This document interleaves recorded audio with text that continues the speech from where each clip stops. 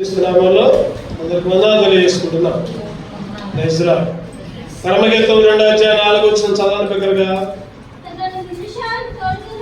అతడు నన్ను విందుశాలకు తోడుకొని పోయాను, నా మీద ప్రేమను ధ్వజముగా ఎత్తాను. నా మీద ప్రేమను ధ్వజముగా.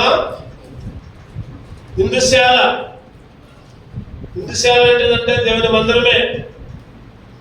ఆయన విందు భోజనం ఏంటిదంటే ఆయన శరీరమే. చెప్పండి, ఆయన రక్తం ఏంటిదంటే ద్రాక్ష రసమే. ఆయన రక్తమే శరీరము, రొట్టె, రక్తము, ద్రాక్ష రసంలో పంపించున్నాయి. మనందరం కూడా ఆ విందులో చేయవేయాలి. ఆ విందులో యోగ్యముగా. ఈ విందులోకి అట్లా పడితే అట్లా చేయవేయడం కాదు. ఈ లోకపు విందులో లాగా ఎవరు పడితే వాళ్ళని పిలవరే విందులోకి.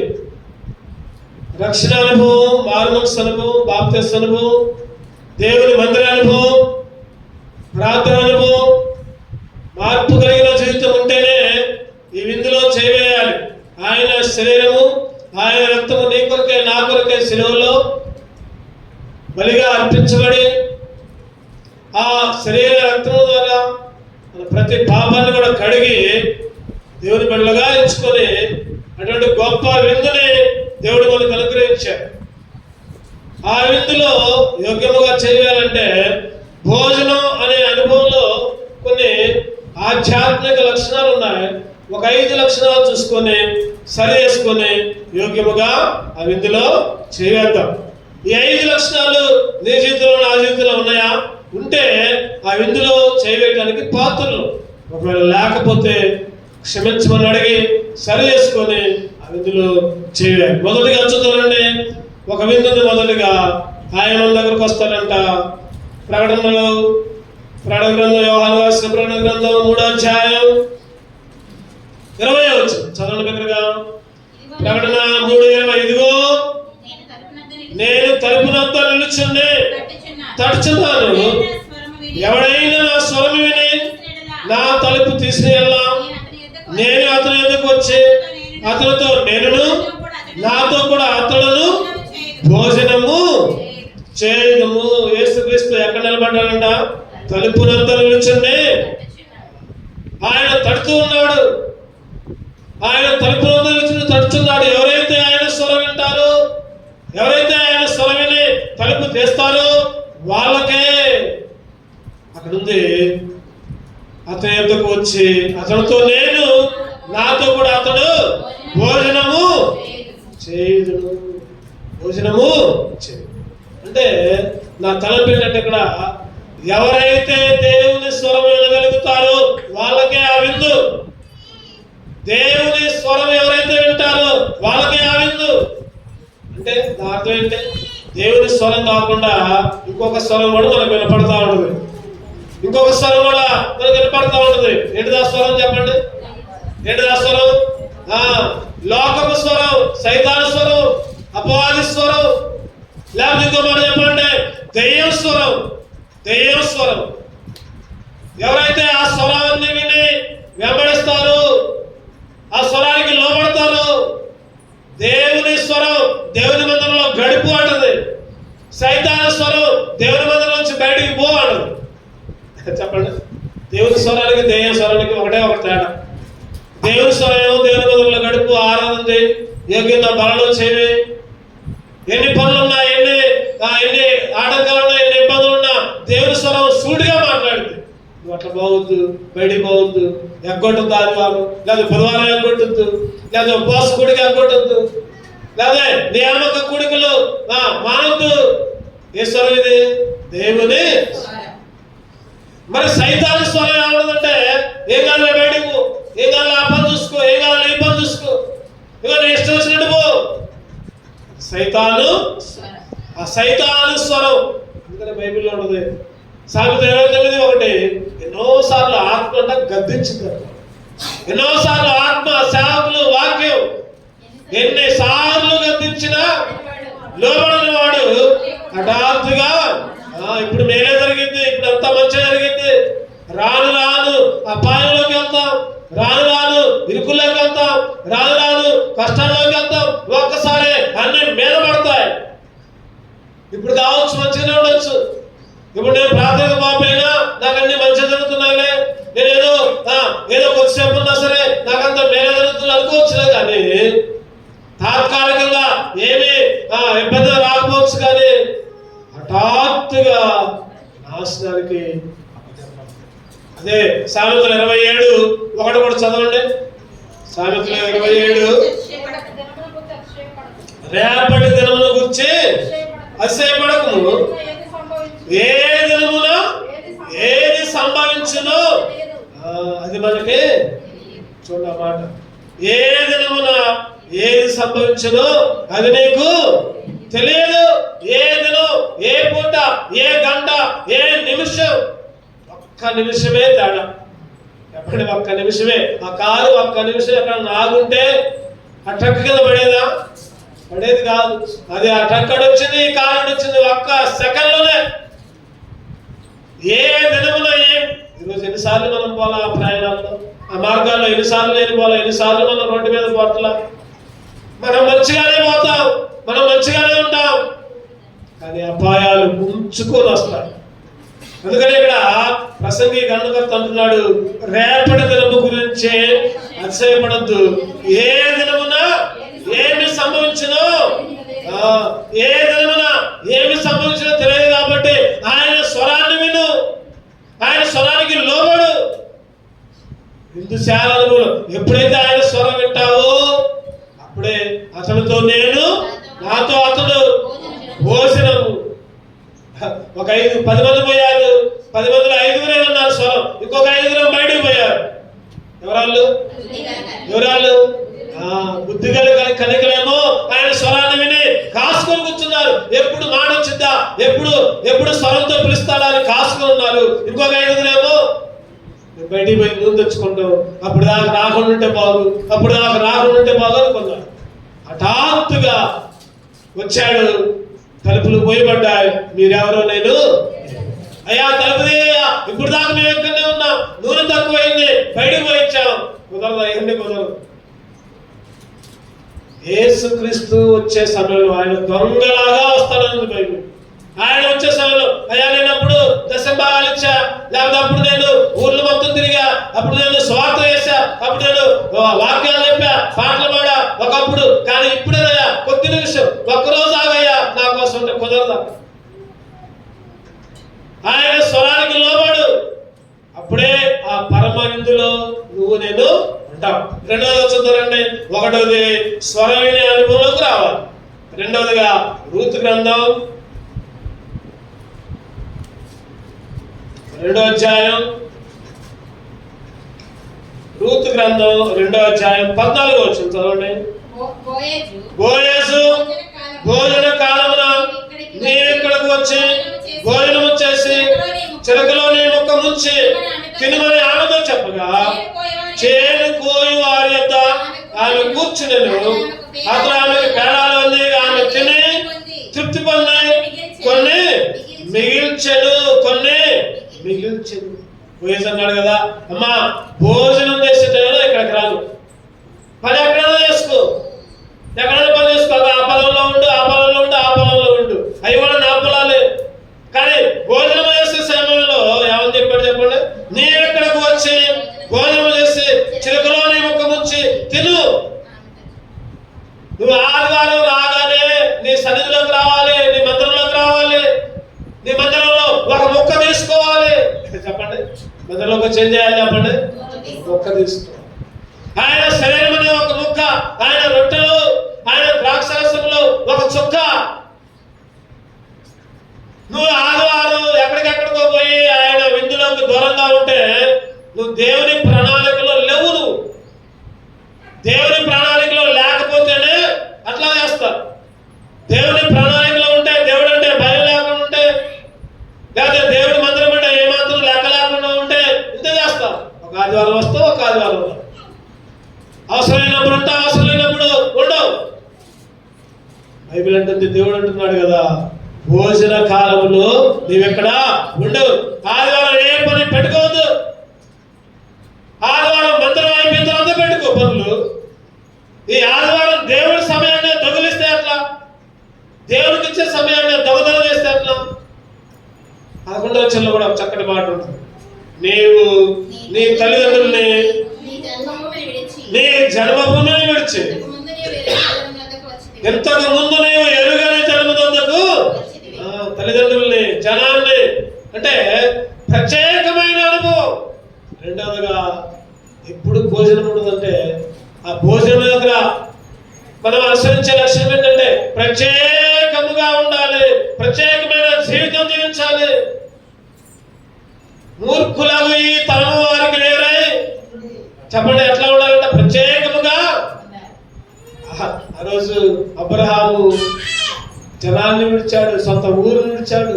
అబ్రహాము తాను ఎక్కడికి పోతున్నాడు తెలియక ఎరగని పట్టణానికే, హెబ్రీ రాసిన పత్రిక 11:8 అనుకుంటా, చదవండి మాట.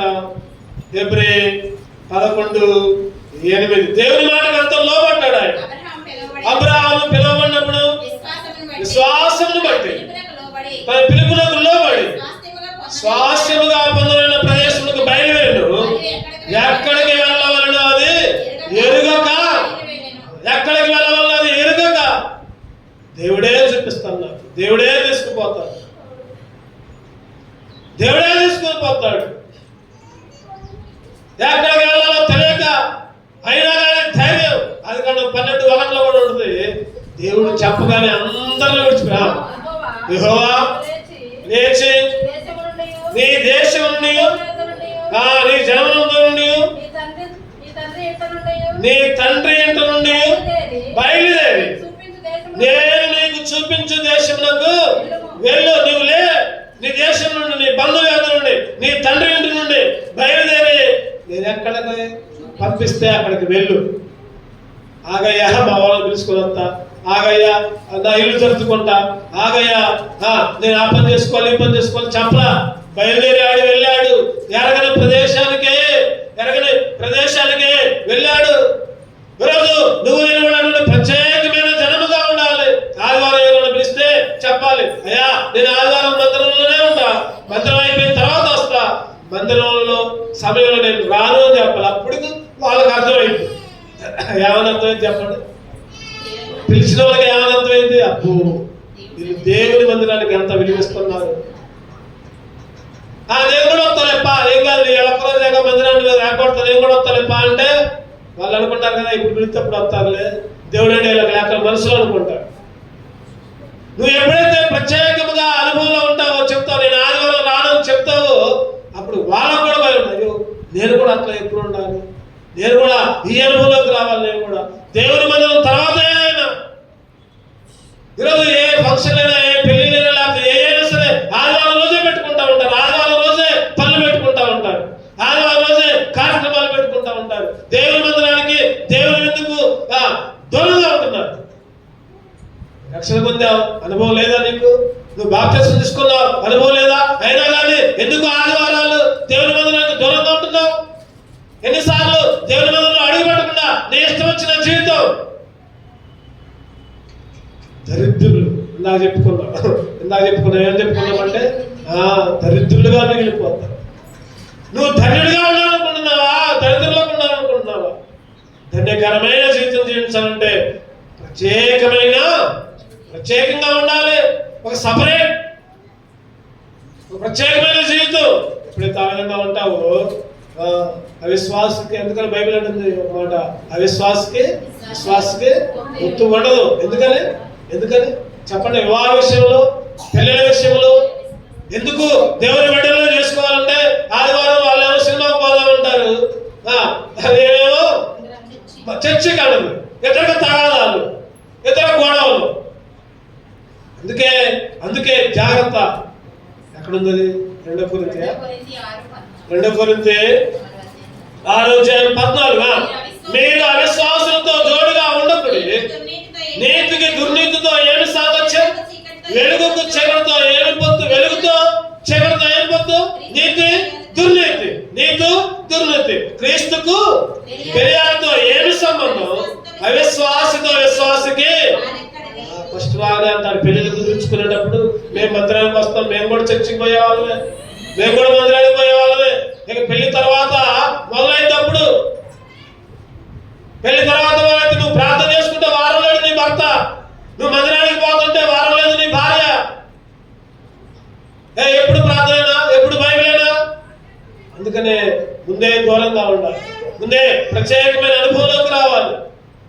ముందే ఈ లోకంలో ఎట్లా చూస్తున్నారంటే పెళ్ళిళ్ళప్పుడు ఏ ఉద్యోగం చేస్తున్నాడు, ఎంత ఆస్తుంది, ఏముంది ఈ చూస్తున్నారు. కానీ దేవుని అంగీకరించిన బిడ్డలే బాప్తిసం తీసుకుండా దేవునిలో ఉన్నాడా ఈ చూస్తుందా? అరే దేవుని మందిరానికి వస్తుందా? బాప్తిసం అనుభవం ఉందా? ఏదో పేరుకి నామకార్థం ఉందా? నామకార్థ క్రైస్తవుడుగా ఉన్నాడా, లేకపోతే నిజంగా ఆత్మీయతలో ఉన్నాడా?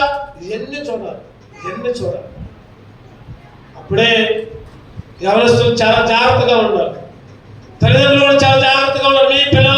మీ పిల్లలు లోకమాయల్లో పడకుండా, లోకముతో పొత్తుగా ఉండకుండా ప్రత్యేకమైన జీవితం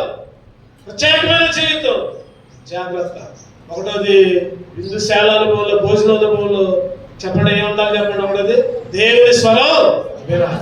రెండవదిగా ప్రత్యేకమైన జీవితం. మూడో చూద్దానండి, 2 సమూయేలు 9:13.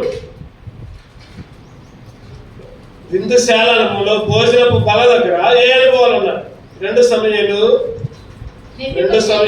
9:8 9:13. మెఫీబోషెతు యెరూషలేములో కాపురం ఉండే సదాకాలము రాజు బల యొద్ద భోజనము అనే అనుభవంలో మెఫీబోషెతు రాజు దగ్గర భోజనం. ఎందుకు తగ్గించుకున్నాడు ఆయన,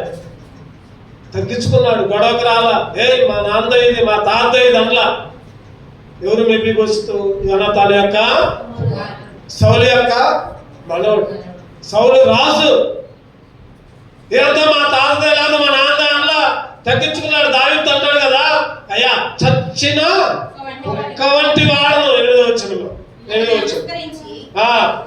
అతను నమస్కరించి, చచ్చిన కుక్క వంటి వాడనైనా నాడు నీకు దయ చూపుటకు నీ దాసులకు నేను ఏ పాటి వాడనయ్యా, నేను ఏ పాటి తగ్గించుకోవాలి. మూడవదిగా ఎంత తగ్గుంటే అంత. ఆయన వినయము కలిగిన వారిని, తగ్గించుకున్న వారిని, దేన మనస్సు కలిగిన వారిని వాళ్ళ దగ్గర నివసిస్తాడు. రాత్రి చెప్పుకున్నాం మనం ఇదే మాట ప్రార్థనలో. రాత్రి ఇదే అంశాలు చెప్పుకున్నాం. ఎవరైతే వినయం కలిగి ఉంటారో, ఎవరైతే తగ్గించుకుంటారో, ఎవరైతే దేన మనస్సు కలిగి ఉంటారో, దేవుడు అంటే వారి దగ్గర నివాసం చేస్తాడు. మరి నువ్వు తగ్గించుకోకుండా, దేన మనసు లేకుండా, పొగరు బట్టి నేర్చు వచ్చిన జీవితం గర్వం పెట్టుకుని ఉంటే, నా మాట నగ్గాలనే ఆలోచనలు ఉంటే, దేవుడు నీ దగ్గర అస్సలు ఉండడు. దేవుడు అస్సలు దగ్గర ఉండడు. ఈ మధ్యాహ్నకాల సమయంలో తగ్గించుకునే యెషయా 66 యెషయా గ్రంథం 66 2వ వచనం చదవండి. 2వ వచనం, అవన్నీ నా హస్తపుచ్చములు, నా వల్ల కలిగిన యెహోవా సెలవిచ్చున్నాడు. ఎవడు దీనుడై నలిగిన హృదయము కలిగిన వాడై నా మాట విని వణుకుచుండునో. ఎవడు దీనుడుగా ఉండాలంట, నలగాలంట, నా మాట విని వణకాలంట. దేవుని మాటకి వణకాలంట. దేవుని మందిరం అంటే వణకాలి. అయ్యో నేను ప్రార్థనగా బాగపోతే ఎట్లా అని వణకాలి. ఏ మాత్రం కూడా భయం లేకుండా, భయం కలిగిన బల్లంట బజార్లో గుడ్డు పెట్టింటారు. పైకేమో అంత భయంతో ఉంటారు. మందిర విషయాల్లో అసలు ముందుకే రాదు. ఇవాళ ఆదివారం తొందరగా తయారయ్యి మందిరానికి వెళ్ళాలి. ఏంటక్క మందిరానికి రాలేదంటే, ఇంకా స్నానం చేయాలి, నీళ్లు తెచ్చుకోవాలా, పంపులు రాలేదు ఒకళ్ళు, మైకన పడలేదని ఒకళ్ళు, పిల్లగాలు గొడవ చేశారని ఒకళ్ళు, రకరకాల సాకులు, ఎక్కడో ఫంక్షన్ ఉందని ఒకళ్ళు, లేదా ఇంకా ఎక్కడో ఏదో ఉందని ఒకళ్ళు. మళ్ళీ భయమే, దేవుడు అంటే భయమే, వణుకు లేదు. అందుకని ఇక్కడ ఉంటుంది, ఎవడు దీనుడై నలిగిన హృదయం గలవాడై నా మాట విని వణుకుచుండును వారి మీదనే దేవుని దృష్టి. నువ్వు వణకలేదంటే, నువ్వు దీనులుగా ఉండాలంటే, దేవునికి సమయం వేయలేదంటే అసలు నిన్ను పట్టించుకో. నీకు ఏమనగా నువ్వు అనుకుంటావేమో, నేను ప్రార్థన చేసుకుంటున్నాను, నేను అవి చేస్తున్నాలే అని అనుకుంటావే. నువ్వు అనుకోవడం బట్టుకే ఆయన దృష్టి నీ మీద అసలు ఏమాత్రం కూడా ఉండదు. దేవుడు అంటే దేవుని మందిరం అంటే వణికే అనుభవం. దావీదు గారు అంటారు అయ్యా ఇటువంటి స్థితి. రెండో సమయాలు చక్కటి మాట రాయబడతారు. 7వ అధ్యాయం 18వ వచనం. దావీదు రాజు లోపల ప్రవేశించి యెహోవా సన్నిధిని కూర్చుని ఎలాగూ మనవి చేసి, నా ప్రభువా యెహోవా, నీవు నన్ను ఎంతగా హెచ్చించినందుకు నేను ఎంతటి వాడు, నా కుటుంబం ఏ పాటిదయ్యా. ఈరోజు నువ్వు నేను ఆ అనుభవంలోకి రావాలి. ఎంతగానో హెచ్చించావు, ఎన్నోసార్లు చావు నుంచి నన్ను తప్పించావు, మరణ పాంచల నుంచి నన్ను కాపాడావు. అప్పుడప్పుడు అంటా ఉంటాను ఏమని, కొద్దిగా అయితే యాక్సిడెంట్ అయ్యేది, కొద్దిగా అయితే పాము కరిసేది, కొద్దిగా అయితే గుంట్లో పడేవాళ్ళు, కొద్దిగా అయితే లారీ నా మీదకి వచ్చేది, కొద్దిగా ఫ్రాక్షన్ ఆఫ్ సెకండ్స్. ఈరోజు దావీదు గారు అంటున్నారు, ఎంతగా నన్ను హెచ్చించినప్పుడు నేను ఎంతటి వాడును, నా కుటుంబం ఏ పాడిదయ్యా. ఇంత హెచ్చుగా చేసినందుకు నీ దృష్టికి కొంచెమే, ఇంత హెచ్చుగా చేసినావు అయినా కానీ నీ దృష్టికి కొంచెమే. అందుకనే దావీదు గారు ఒక వరం అడుగుతాడు. ఏమని? అయ్యా నీ మెట్ల దగ్గర కూర్చునే భాగ్యాన్ని అనుగ్రహించు. కీర్తనలు 20వ అధ్యాయం, కీర్తనలు ఎన్నో వచ్చినా చదవండి.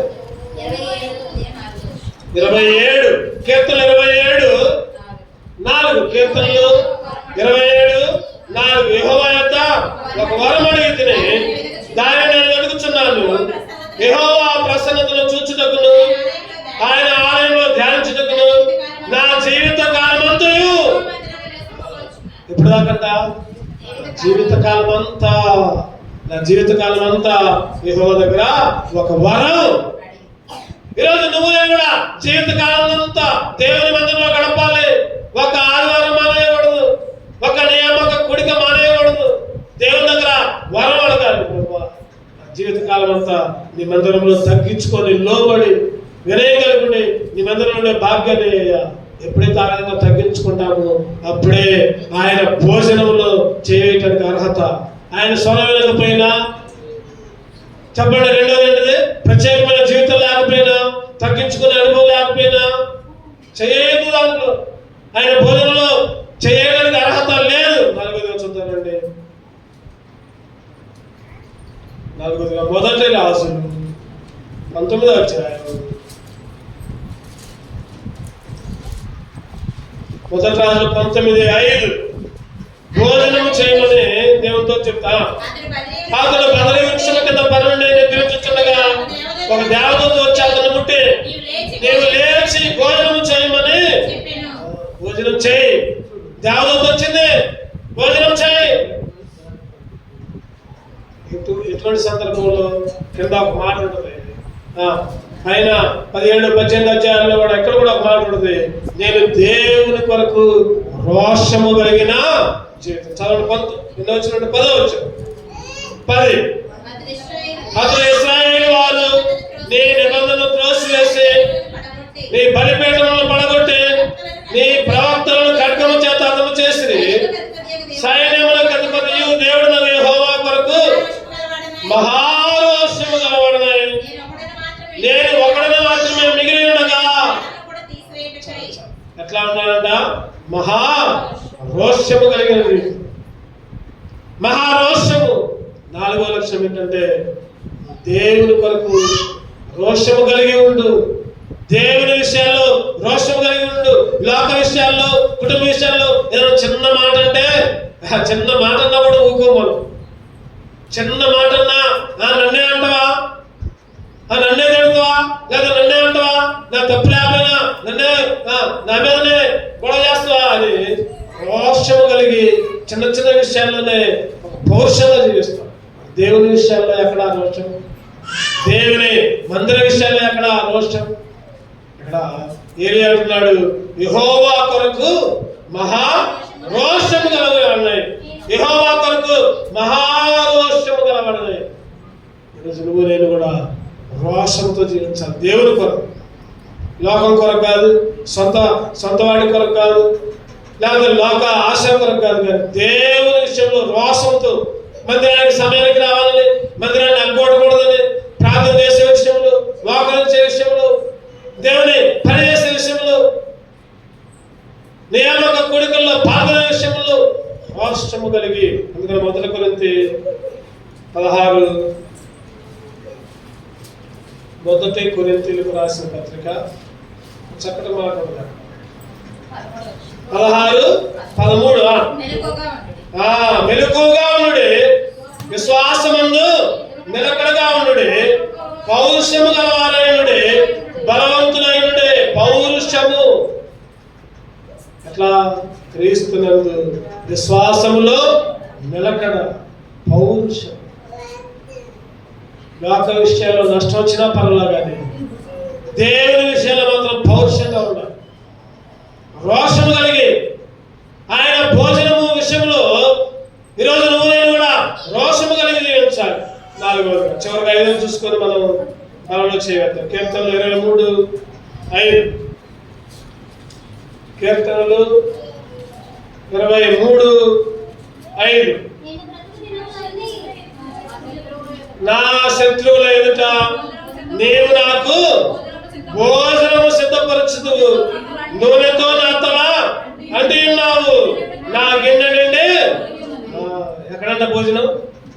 ఎక్కడ చెప్పాలి? అక్కడ శత్రువుల ఎదుట భోజనం. ఏ అనుభవంలోకి రావాలంటే దావీదు గారు అంటారు 6వ వచనంలో, నేను బ్రతుకు దినములన్నయు కృపాక్షేమములు నా వెంట వచ్చును, చిరకాలము యెహోవా మందిరములో నేను. మందిర అనుభవములో నువ్వుంటే, మందిర అనుభవంలో నువ్వుంటే, నీ మందిర అనుభవంలో నువ్వుంటే చిరకాలము, దావీదు గారు అంటారు, చిరకాలము యెహోవా మందిరములో. ఎప్పుడైతే అనుభవంలో ఉంటే బ్రతుకు దినములన్నీ ఏమొస్తాయంట? కృపాక్షేమములే. నా శత్రువుల ఎదుట నీవు నాకు భోజనము సిద్ధపరచెదవు, నా శత్రువుల ఎదుట నీవు నాకు భోజనము సిద్ధపరచుదువు, నూనెతో నా తల అంటి ఉన్నావు, నా గిన్నె నిండి పొర్లుచున్నది, నూనెతో నా తల అంటి ఉన్నావు, నా గిన్నె నిండి పొర్లుచున్నది. నేను బ్రతుకు దినములన్నీ కృపాక్షేమములు నా వెంట వచ్చును, నేను బ్రతుకు దినములన్నీ కృపాక్షేమములు నా వెంట వచ్చును, చిరకాలము యెహోవా మందిరములో నేను నివాసము చేసేదను, చిరకాలము యెహోవా మందిరములో నేను నివాసము చేసేదను, యెహోవా నా కాపరి నాకు లేమి లేదు. చిరకాలము కూడా ఆయన మందిర అనుభవంలో ఉంటే నీకు శత్రువుల ఎదుట కూడా. మందిర అనుభవంలో లేకపోతే నీ స్నేహితుల దగ్గర కూడా భోజనం ఉండదు, నీ ఇంట్లో కూడా భోజనం ఉండదు సరిగా. నువ్వు మందిర అనుభవంలో ఉండు, తృప్తి కలిగి ఉండు, నువ్వు బ్రతికే దినాలన్నీ ఏమేంటి వస్తాయంట? కృపాక్షేమములే. 5 అంతల ఆశీర్వాదం. 5 రకాలుగా నువ్వు దేవుని బలలో చేయాలంటే, విందుశాల అనుభవంలో నువ్వు ఉండాలంటే చెప్పండి. మొదటిగా ఆయన స్వరాన్ని వినాలి. రెండవదిగా ప్రత్యేకమైన జీవితం. మూడవదిగా తగ్గించుకునే అనుభవం. నాలుగవదిగా రోషము కలిగిన, పౌరుషము కలిగిన జీవితం. 5వదిగా మందిరా. 5 అనుభవాల్లో నువ్వు ఎక్కడ తప్పిపోతున్నావో నాకైతే తెలియదు, కానీ సరి చేసుకుందాం. యోగ్యంగా బలలో 2 కళ్ళు మూసుకుందాం.